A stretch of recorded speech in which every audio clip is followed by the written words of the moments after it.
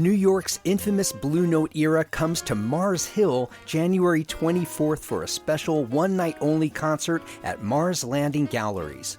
Civil Disobedience is a project bowing to the politically conscious underground jazz of 1960s New York City. You'll hear music from progressive composers such as Bobby Hutcherson, Jackie McLean, Stanley Cowell, Howard Land, Joe Chambers, and James Spaulding. Much of their music wasn't released on record till decades later, and you can hear New York musicians performing it live January 24th. Seating is intimate and limited, but Mars Landing Galleries will give you a break on the ticketing fees when you use the code OVERLOOK24 at checkout. That's OVERLOOK with all caps. For tickets and details, go to marslandinggalleries.com.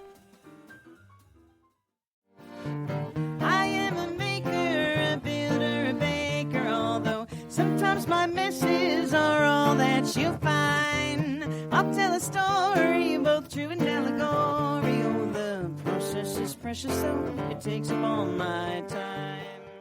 Mike Lamb grew up in Asheville and joined the city's police department in 1998. Over the ensuing years, he worked under 6 different chiefs until last month, when he was named the interim chief with the sudden and surprise retirement of David Zack. Having those changes, it really affects the expectations of the officers, and having those unknowns is also stressful for those officers. So I think being able to have real continuity of leadership and seamless transitions, especially with someone that they know, really helps them to understand what their expectations are. And it also gives them the freedom of being able to explore innovative ideas that they may be afraid to bring forward whenever we have a rotation of chiefs. This is The Overlook with Matt Peiken, a podcast about the news, arts, issues, and trends of Asheville, North Carolina. Today, I begin a 2-part conversation with Interim Chief Mike Lamb. He tells us about his path to law enforcement and what he believes he brings to leadership atop the Asheville Police Department. We also talk about how a carousel of leadership has affected the department, how Chief Lamb views his department's partnership with Buncombe County Sherriffs, and the other partnerships he believes is critical to policing a community marked with visible levels of addiction and homelessness. This is the first in a 2-part conversation. The second half posts Monday, January 15th. I began by asking Chief Mike Lamb whether careers in law enforcement run in his family. I've got 2 sides of my family. One side of my family is from the mountains of western North Carolina. So the Lamb side of my family comes down from Hot Springs into Asheville, and that was at the turn of the century, and became rooted in Asheville probably in the 1950s. I grew up in the same house that my dad grew up in off of Riceville Road in East Asheville. But then my mom's side of the family, her maiden name was Fuentes, and so I had that Mexican heritage also. But my grandparents ended up moving here from Texas, from Austin, Texas, and helping take care of me and my sister when we were little. And my uncles on my mom's side of the family are all law enforcement. I think great-grandfather was a constable down in McAllen, Texas. So, and then both of my uncles were cops in Austin PD.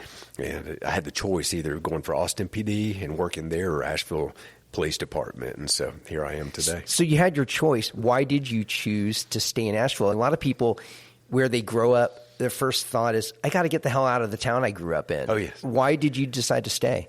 It's the mountains are home. I did, summer of 1996, I did an internship with the Austin Police Department. Had a great time. I worked with their narcotics unit undercover. Back then I had long hair and a goatee, and I had when I was in college. At the time in college at Western Carolina University, I was doing a lot of rock climbing, a lot of mountain biking, spending times just in the mountains on the trails.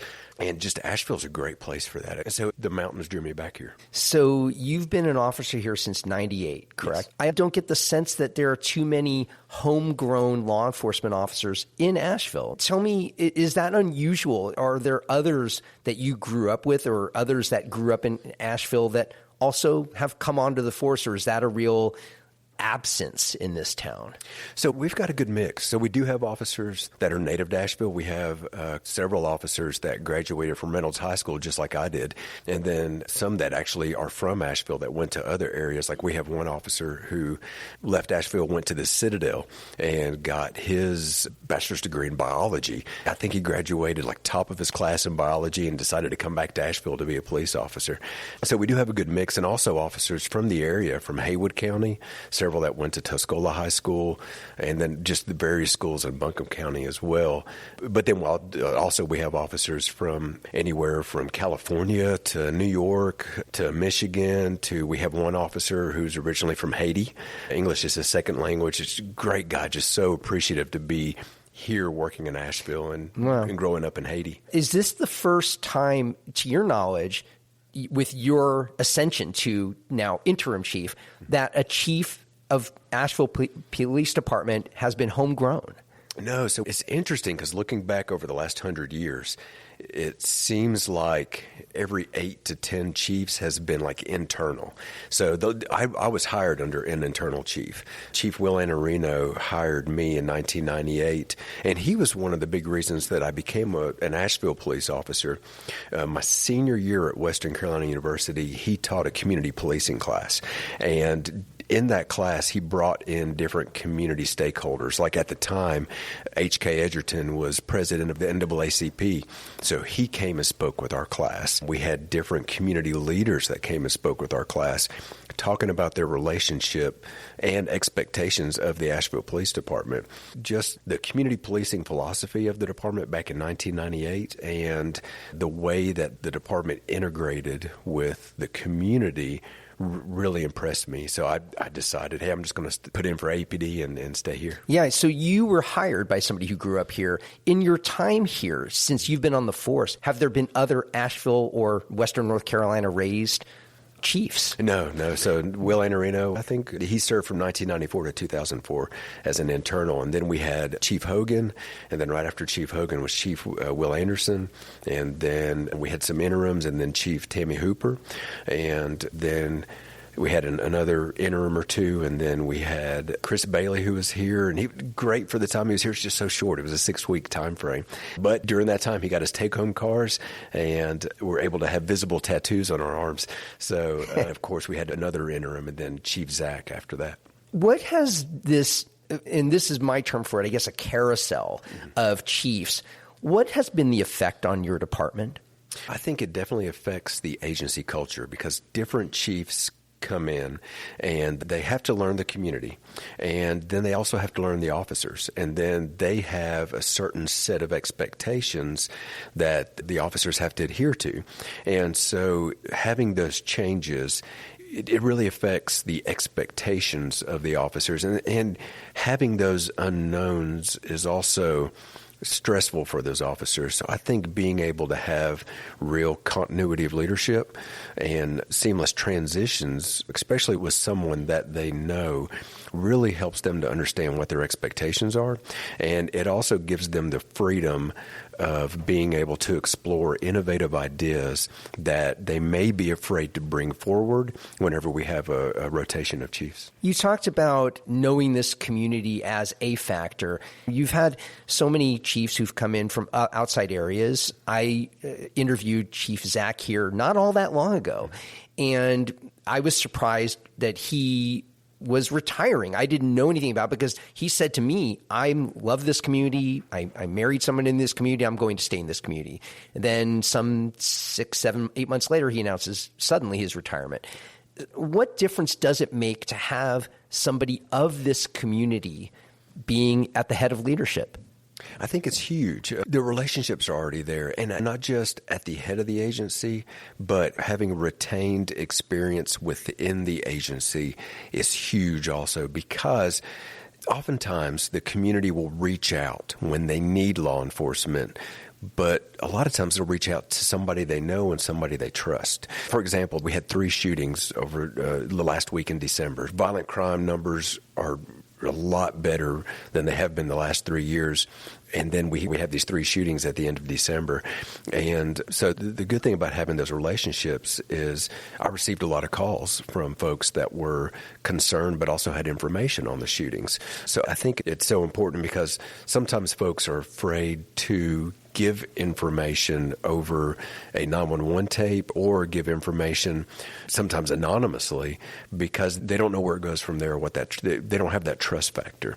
So I think having those relationships is really what helps build and keep that community trust. Do you think there's a difference in terms of policy? Correct me if I'm wrong in this, but I imagine there are certain core policies in law enforcement that are from department to department. It doesn't matter where you are. What in a policy vantage point makes a difference in terms of you being of this locality? Are there different policies that you might want to either emphasize or introduce or de-emphasize and scale back on because you have such a rich knowledge of this town?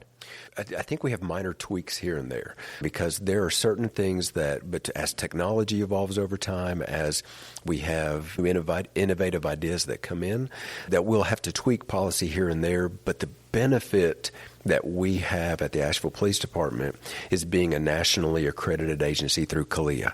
So that accreditation means that there are certain policies and certain guidelines that we have to maintain. What is CALEA, by the way? CALEA is a national organization that, and I can't remember the acronym right now, but it's basically it's a national organization that looks at law enforcement certifications. And so we are audited and we have assessors that visit us on a regular basis to make sure that we not only have these policies, but we're also adhering to these policies.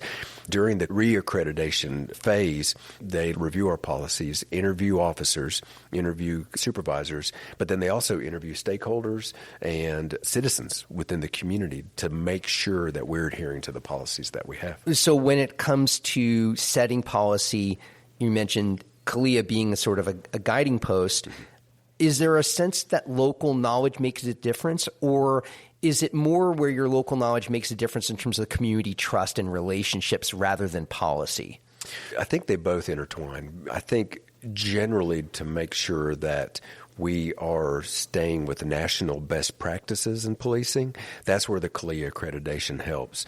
But again, as long as we have those baseline policies, we can tweak those policies as the community needs within the city of Asheville, because each community wants to be policed differently. Like you can't police one neighborhood the same way that you can another, and because different neighborhoods have different concerns.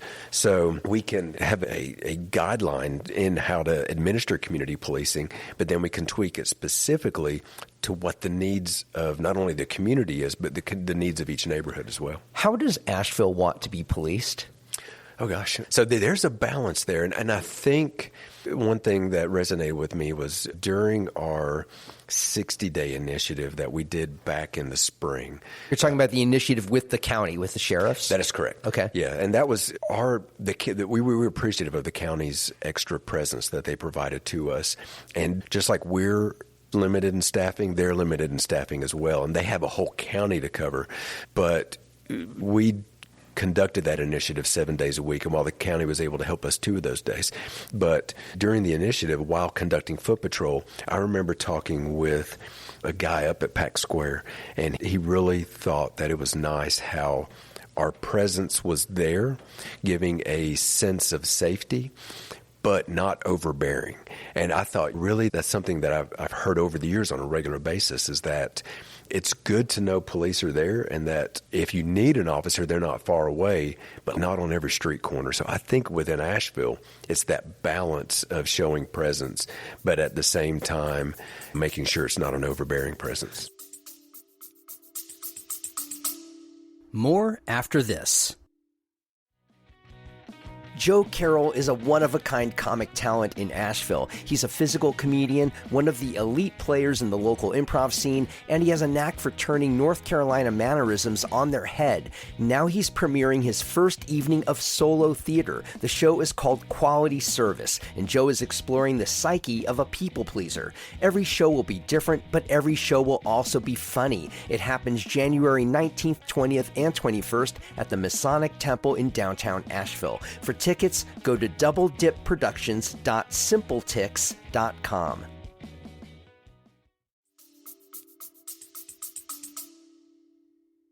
You mentioned the partnership with the county, and I got a sense initially that the county and APD were really working in harmony in this. And then there was some mixed messaging, or at least in the media, that there was some friction there. And then Chief Zack said, nope, when he told me things are looking great, we're going to continue to partner with them down the road. Give me your sense of the genesis of the partnership, how it went, and what your relationship with the county sheriff's department is, and how that's going to look in terms of partnering going forward. Yeah, so at the time of the 60-day initiative, we had developed two separate plans that we ended up having to morph together. So some of the issues were communication issues, where because they were two separate plans, we had to see how best and most efficiently that we could have police services downtown. And initially, we looked at maybe combining the presence between the sheriff's office and the police department, but there's also policies and protocols that our two agencies have. So we didn't work those out on the front end. And so what we did was we divided the downtown geographically to where the sheriff's office conducted extra foot patrols on Friday and Saturday nights within the area of Biltmore Avenue, Pack Square, Broadway, that area, while extra APD officers were in the Pritchard Park area, Haywood Street area, so the western side of the central business district, while the county taking the eastern side. So we were able to partner well during that time. I think it was just some of the communication issues at that point, and then some expectations on answering calls for service, doing investigations. It's a lot more complex than what it seems on the front end, because if there's a crime that occurs where an investigation needs to take place, and then that investigation becomes a long-term investigation, like some kind of serious assault or something like that, who would be responsible for that? Is it the arresting agency, or is it whose geographic turf it is? Exactly. And so we were talking earlier how there are certain policies and procedures. I imagine the sheriff's department operates in its own certain policies and procedures in its own way. And when you're when you're choosing to partner in terms of law enforcement in the same turf, I would just imagine there's a culture clash in that way, potentially. Am I wrong in that?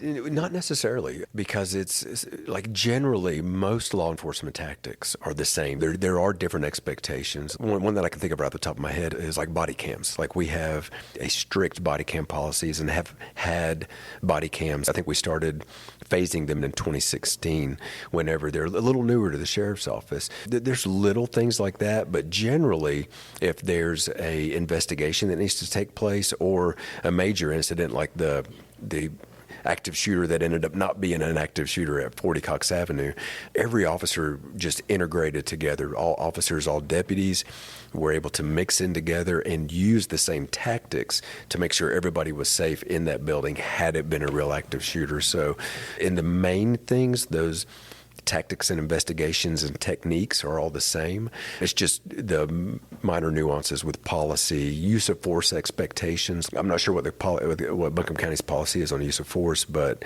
ours is if an officer has to apply any force. Like if somebody pulls away and they have to pull them back to put handcuffs on, we consider that a use of force incident, and then that use of force reporting has to go along with that.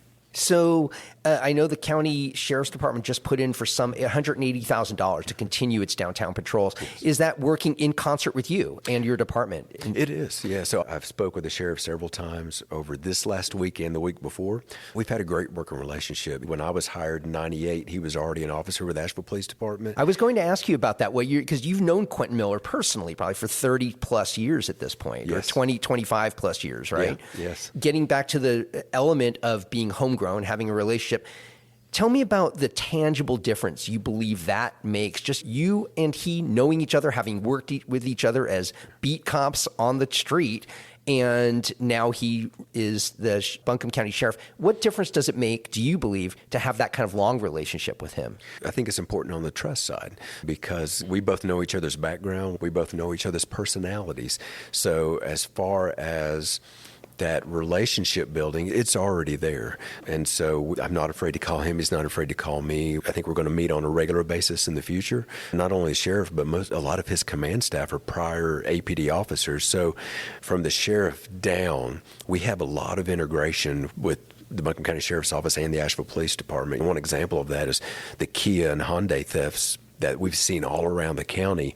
We were able to charge one young man, and we're probably looking at a group of individuals there, but that wasn't just an APD investigation. That was a joint Asheville Police Department, Buncombe County Sheriff's Office investigation that came together. You mentioned a little while ago that up until the recent spate of shootings, that violent crime had been down in this city. I think that goes against a narrative in a sense. I think there's a perception that crime is up. When they see visible crime, everything from street crime or loitering and homelessness, the effects of addiction in terms of public visibility. What do you attribute the drop in crime to that we are not seeing? What do you think is happening in our city, in law enforcement, that has brought about a reduction in violent crime? I think it's all of that APD is doing, that we're attributing the successes to everything. No, I'm just joking. No, it's multifaceted. It really is. Crime stats are so fickle that there's so many different sociological issues that contribute to a rise in crime or a drop in crime. I've had great opportunities over the years at the police department, and I've served in a lot of different capacities. And during my time in the detectives division, I learned that there's a proportionality rule when it comes to crime, and it is that a small group of individuals commit disproportionately the larger amount of crimes that are out there. So we could have 1 to 2 individuals that go on either a robbery spree or a shooting spree or a break-in spree. Asheville's not a big town, so that really affects what the crime stats look like. When I was in the gang unit in 2009, we started a focused deterrence model, and that's originally out of High Point, but then we partnered with John Jay College to look at which offenders are committing these crimes, and then we tried to get them resources to stop committing the crimes, but we also had the punishment part of it where there's the jail time if you don't stop committing these crimes. And I know that there's been different talk about reinstating that over the last couple of years. You're getting to something that I think is there's no right answer in the sense that I guess it's a subjective and learned view of what is the right balance between helping people and using the strong arm of law enforcement. And when we're talking about a lot of the street elements here, whether it's helping people get off the streets, whether they're addicted or homeless, and there are certain crimes that happen as a residue of some of that, where do you stand in that in terms of how do you think the city has been, just from your vantage, in terms of its balance of helping versus using the strong arm of law enforcement to clean things up? Yeah, I definitely think that there has to be a balance. I think if we can get our staffing back up and be able to implement some of the community policing and innovative ideas that we've had in the past, I think that'll be helpful. Do you think the absence of staffing or the understaffing hurts some of these more nuanced ways of approaching crime? Yes, I think it does. So it has to be a combination of presence because, as we've seen over the last 3 years, police presence affects crime, or at least the perception of safety in the public eye.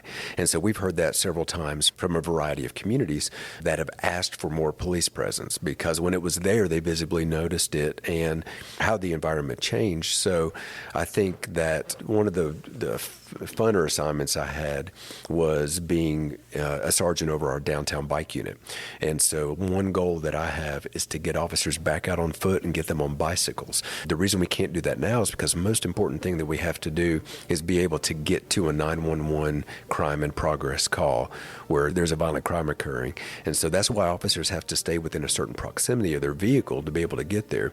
But I think once we get our staffing up to a certain level, and I don't know what that is right now, but I think I would love to have that downtown unit back.